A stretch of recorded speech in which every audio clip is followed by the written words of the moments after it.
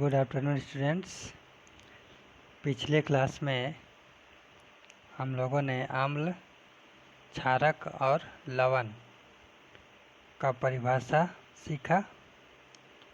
उसके साथ साथ सूचक के बारे में भी जानकारी प्राप्त की। तो सूचक जो होता था वो 3 प्रकार का होता था। पहला प्राकृतिक सूचक, दूसरा कृत्रिम सूचक और तीसरा गंधीय सूचक। तीनों के बारे में हम लोग जानकारी अच्छे से प्राप्त कर चुके हैं। ठीक है, तो आज का जो टॉपिक है वो है लिटमस पत्र से अम्लीय या क्षारीय विलयन की पहचान करना। तो पहचान करने से पहले हम लोग ये जान लेते हैं कि लिटमस पत्र कितने प्रकार के होते हैं। तो लिटमस पत्र के प्रकार, पहला होता है लाल लिटमस पत्र, दूसरा होता है नीला लिटमस पत्र। ठीक है, तो इसका डेफिनेशन जान लेते हैं। लाल लिटमस पत्र, इससे कैसे पहचान करेंगे हम लोग, चाहे किस विलयन का पहचान करेंगे, देखते हैं। यदि लाल लिटमस पत्र को किसी क्षारीय विलयन में डुबोया जाता है तो उसका रंग नीला में बदल जाता है। यानी लाल लिटमस पत्र को अगर हम क्षारक में डालते हैं, क्षारीय विलयन में डालते हैं, तो इसका रंग कैसे में बदल जाता है, इसका रंग हो जाता है नीला। ठीक है, यानी लाल लिटमस पत्र का उपयोग हम लोग क्षारीय विलयन की पहचान करने में करते हैं। दूसरा है नीला लिटमस पत्र। तो यदि नीला लिटमस पत्र को किसी अम्लीय विलयन में डाला जाता है तो उसका रंग लाल में बदल जाता है। तो नीला जो लिटमस पत्र है उसको अगर अम्लीय विलयन में डालेंगे तो इसका रंग नीला से क्या बदल जाएगा, लाल। इसका मतलब हम लोग कह सकते हैं कि नीले रंग के लिटमस पत्र का उपयोग अम्लीय विलयन की पहचान करने में किया जाता है। तो इसको याद करने के लिए हम लोग एक ट्रिक बनाते हैं, क्योंकि इसमें हमेशा कन्फ्यूजन होता है कि अम्ल का पहचान के लिए नीला किया जाता है लिटमस पत्र का उपयोग कि लाल लिटमस पत्र का उपयोग किया जाता है। तो एक ही ट्रिक याद रखना है। इस ट्रिक को याद रखोगे तो कभी कन्फ्यूजन नहीं होगा। तो सिर्फ ये याद रखना है, नीला अम्ल, जैसे नीला आसमान होता है ना, उसी तरह याद करना है क्या, नीला अम्ल। अब देखो नी से हो गया नीला, यानी नीला लिटमस पत्र, और लाल से हो गया लाल। तो नीला बदलता है लाल में, किसके लिए, तो अम्ल में। ठीक है, तो सिर्फ ये ट्रिक याद करना है, नीला अम्ल, नी से नीला लिटमस पत्र बदलता है किस में, लाल में, किस में, अम्ल में। तो अम्ल में क्या होता है, नीला बदलता है लाल में, इसलिए इसको याद रखना है, नीला अम्ल। ठीक है, अब हम लोग नया टॉपिक जानेंगे, लिटमस विलयन। ये लिटमस विलयन क्या है, तो इसके बारे में हम लोग जानेंगे। तो लिखेंगे, यह विलयन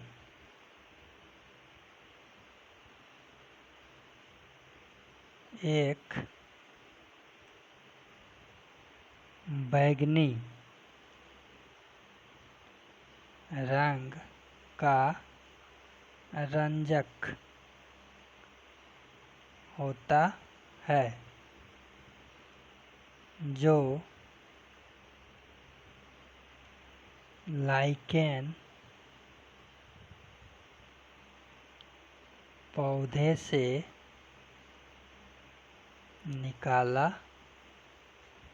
जाता है। इसे प्रायः सूचक के रूप में उपयोग किया जाता है। तो लिटमस विलियन एक बैंगनी रंग का रंजक यानी कलर होता है, रंग होता है, जो लाइकेन पौधे से निकाला जाता है। इसका प्रयोग भी किस में किया जाता है? तो आम्ल या क्षारक की पहचान करने में किया जाता है। ठीक है, तो आज के क्लास का टॉपिक हम लोग का यहीं तक रहेगा और अब हम लोग प्रश्न 1 बनाएंगे। ठीक है, तो सबको अपने किताब में प्रश्न 1 देख लो। देखो चैप्टर 2 का प्रश्न 1। प्रश्न 1 में एक ही क्वेश्चन है। क्या क्वेश्चन है? आपको 3 परख नलियाँ दी गई हैं। ठीक है, 3 परख नलियाँ हैं। इनमें से एक में आश्वित जल एवं शेष 2 में से एक में अम्लीय विलयन तथा दूसरे में क्षारीय विलयन है। यदि आपको केवल लाल लिटमस पत्र दिया जाता है तो आप प्रत्येक परख नली में रखे गए पदार्थ की पहचान कैसे करेंगे? देखो, हम लोग जानते हैं कि अम्ल या क्षारीय विलयन में क्षारीय विलयन को पहचान करने के लिए हम लोग को नीला या तो लाल चाहिए लिटमस पत्र, लेकिन इस क्वेश्चन में केवल और केवल क्या दिया हुआ है? लाल लिटमस पत्र। और लाल लिटमस पत्र से ही हम लोग को 3 पदार्थ का पहचान करना है, आश्वित जल का, अम्लीय विलयन का और क्षारीय विलयन का। तो ये कैसे संभव होगा, ये हम लोग आगे देखते हैं इसके आंसर में। तो सबसे पहले हम लोग 3 परख नलियाँ बना लेंगे। तो इस तरह हम लोग 1 2 3 परख नलियाँ बना लिए।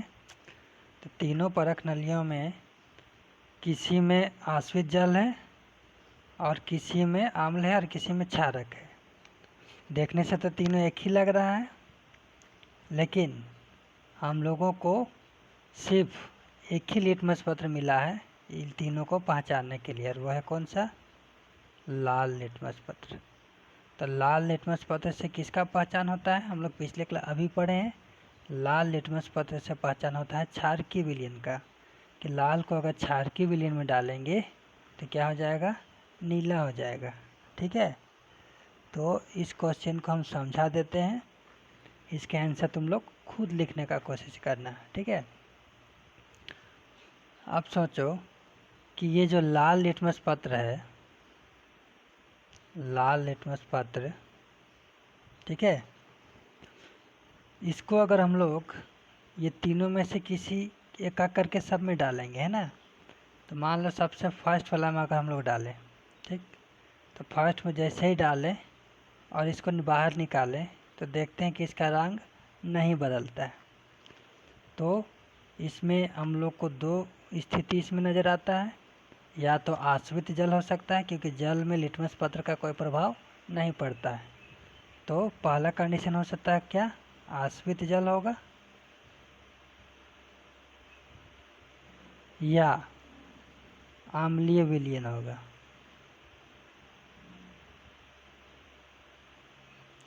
क्योंकि अगर लाल लिटमस पत्र को अम्लीय विलयन में डालेंगे तो इसका रंग नहीं बदलेगा।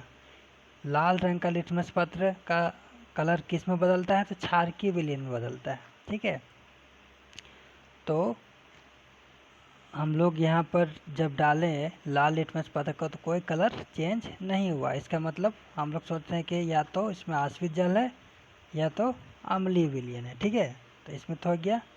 दूसरा प्रयोग क्या करना है, इसको फिर से दूसरे परख नली में डालना है।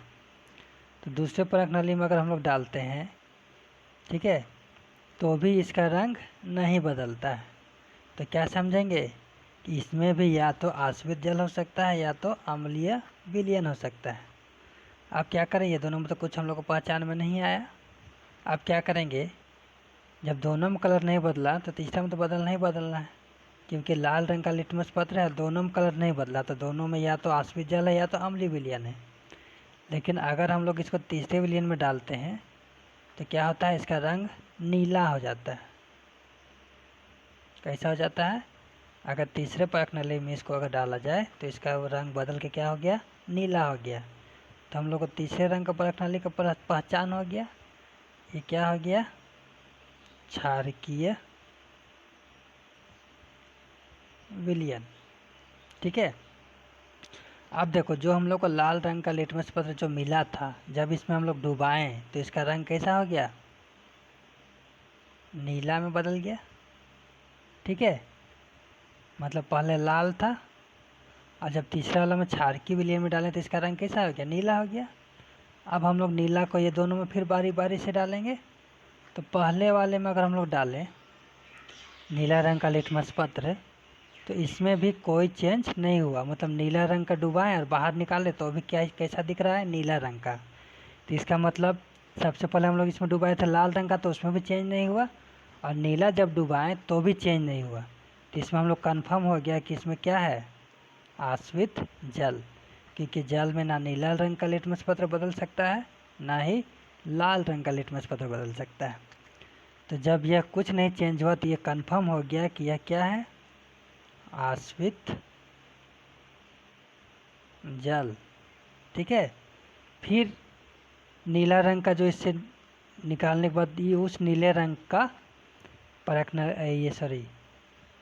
लिटमस पत्र को हम लोग अब परखनली 2 में डालेंगे। तो जैसे ही हम लोग नीले रंग का लिटमस पत्र परखनली 2 में डालेंगे तो देखते हैं कि ये लाल हो जाता है। तो हम लोग पढ़े हैं कि नीला रंग का लिटमस पत्र जो होता है वो लाल में बदलता है क्या चीज़ रहने पर, तो आम्ल रहने पर। तो ये दूसरे रंग का जो दूसरा जो परखनली है वो क्या हो जाएगा, अम्लीय विलयन। ठीक है। यदि हम लोग के पास एक ही अगर लिटमस पत्र रहेगा तो भी हम लोग आम्ल या क्षारक की पहचान आसानी से कर सकते हैं। ठीक है। तो इसको तुम लोग ध्यान से सुनना, और जो भी सुने हो इसको अपने शब्दों में लिखने का कोशिश करना जो हम अभी बताएं। अगर नहीं समझ में आ रहा है तो फिर से वीडियो को पीछे बैक करके जाना, फिर से इसको देखना कि कैसे हम बताएं, कैसे कैसे किस प्रणाली में डालें तो क्या हुआ, क्या परिवर्तन हुआ। वो सारा चीज़ तुमको एक स्थान पर लिखना है अपने शब्दों में। और किताब से कोई आंसर नहीं छापोगे, क्योंकि किताब का आंसर बहुत बड़ा दिया हुआ है, उसमें कुछ खास नहीं दिया हुआ है। तो जो हम बताए हैं उसको ध्यानपूर्वक अच्छा से सुनना और समझना, और अपने शब्दों में उसको बनाकर लिखने का कोशिश करना। तो ये तुम लोग का रह गया HW यानी होमवर्क। इसको कल तुम लोग स्क्रीन में भेजोगे फ़ोटो खींच करके। अगला जो हम लोग का टॉपिक है वह है आम्ल एवं क्षारक के रासायनिक गुण। अभी तक हम लोग भौतिक गुण पढ़े, अब हम लोग क्या पढ़ेंगे, इसका रासायनिक गुण। तो सबसे पहले हम लोग क्या पढ़ेंगे, हेडिंग लिखेंगे आम्ल एवं क्षारक का धातु के साथ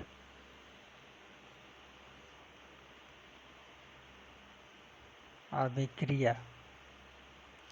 हम लोग यह देखेंगे कि कोई भी आम्ल या क्षारक को अगर कोई भी किसी भी धातु के साथ अभिक्रिया कराई जाती है तो क्या होता है। ठीक है, तो देखते हैं। लिखेंगे जब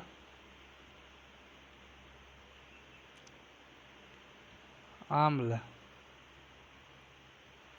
या क्षारक किसी धातु के साथ अभिक्रिया करते हैं तो लवण का निर्माण होता है तथा हाइड्रोजन गैस यानी कि H2 का निष्कासन होता है। देखो, जब आम्ल या क्षारक किसी भी धातु के साथ अभिक्रिया करता है तो क्या क्या बनता है? लवण का निर्माण होता है तथा हाइड्रोजन गैस का निर्माण होता है। तो हम लोग इसको एक दो उदाहरण के साथ समझेंगे। पहले शब्द समीकरण लिखेंगे। तो किसके लिए? अम्ल का धातु के साथ अभिक्रिया, ठीक है। लिखेंगे अम्ल प्लस धातु क्या बनता है? लवण प्लस H2, ठीक है। तो अब उदाहरण देखते हैं। कोई भी अम्ल ले लेते हैं तो HCl हाइड्रोक्लोरिक अम्ल। एक धातु ले लेते हैं, मान लो जिंक ले लेते हैं, ठीक है। तो बनेगा ZnCl2 प्लस कौन सा गैस निकलेगा? हाइड्रोजन गैस निकलेगा। ऊपर तीर देने का मतलब कि ये गैस है, यह ऊपर की ओर जा रहा है, ठीक है। तो हमको लगता है कि ये बैलेंस नहीं है समीकरण, तो तुम लोग का काम है इसको बैलेंस कर लेना। दूसरा एग्जाम्पल, दूसरा अम्ल लेते हैं H2SO4 प्लस Na लेते हैं सोडियम। तो क्या बनेगा? Na2SO4 प्लस कौन सा गैस निकलेगा? Hydrogen gas. इसका नाम क्या है? सल्फ्यूरिक अम्ल। इसको तो पहचानते हो, सोडियम है और ये हो गया तुम्हारा सोडियम सल्फेट। सोडियम सल्फेट, ठीक है। तो यहाँ पर जो जिंक क्लोराइड बना, जो सोडियम सल्फेट बना, ये सब क्या है? लवण है। और लवण के साथ साथ क्या क्या निकला? हाइड्रोजन गैस भी निकला, ठीक है। तो अब हम लोग क्षारक का धातु के साथ अभिक्रिया जब कराते हैं तो क्या बनता है उसको देखते हैं। तो क्षारक का धातु के साथ अभिक्रिया, तो क्या होगा? क्षारक प्लस धातु, इसमें भी क्या बनता है? लवण बनता है। प्लस कौन सा गैस निकलता है? तो हाइड्रोजन गैस निकलता है। एग्जाम्पल लेते हैं। प्रबल क्षारक का नाम क्या है बताओ? KOH प्लस एक धातु लेते हैं। कौन धातु लें? Zn लेते हैं, ठीक है। तो बनेगा क्या? K2ZnO2, ठीक है। ये एक लवण है, प्लस क्या निकलेगा? Hydrogen gas. इसका नाम हो जाएगा पोटेशियम जिंकेट, ठीक है। पोटेशियम जिंकेट, यह एक तरह का क्या है? लवण है। तो चाहे अम्ल हो या क्षारक हो, दोनों अगर धातु के साथ अभिक्रिया करता है तो दो चीज़ का निर्माण होता है, लवण प्लस हाइड्रोजन गैस। इसमें भी लवण और हाइड्रोजन गैस बन रहा है और इसमें भी लवण और हाइड्रोजन गैस बन रहा है, ठीक है। तो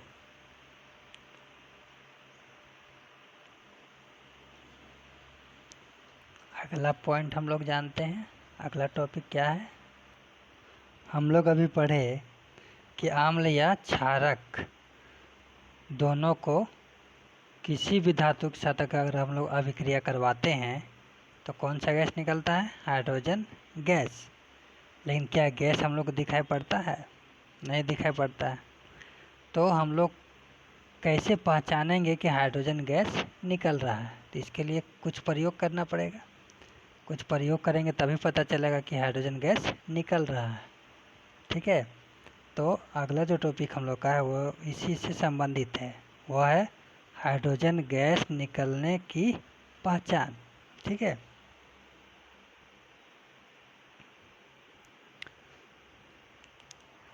लिखेंगे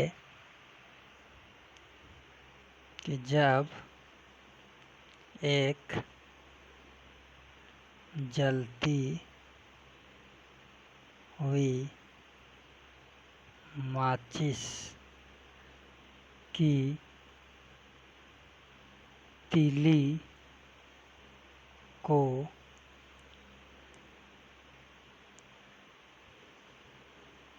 हाइड्रोजन गैस के सामने ले जाया जाता है तो वह तीली फट फट की ध्वनि के साथ और तेजी से जलने लगता है। तो पता चलता है कि उस अभिक्रिया में हाइड्रोजन गैस निकल रहा है। देखो, बहुत ही आसान प्रयोग है हाइड्रोजन गैस की पहचान करने के लिए। एक जलती हुई माचिस का तीली जो है जला के उसको हाइड्रोजन गैस जहाँ से निकल रहा है, कि हम लोग को लगता है कि वहाँ से निकल रहा है, अगर वहाँ ले जाए तो वह तीली फट फट करके और तेज़ी से जलने लगेगा। तो हम लोग को समझ लेना है कि वह उसमें से क्या निकल रहा है? हाइड्रोजन गैस निकल रहा है। ठीक है, तो हाइड्रोजन गैस निकलता है, इसकी पहचान के लिए बहुत ही छोटा सा प्रयोग है और ये एग्ज़ाम में आता है, तो ये भी इम्पोर्टेंट है। इसको भी आई लगा लो, इसको अच्छा से समझ लो, याद कर लो। ठीक है, तो आज के लिए बस इतना ही। आज का क्लास यहीं समाप्त होता है। अब अगले क्लास के लिए कल मिलते हैं। तब तक के लिए गुड डे।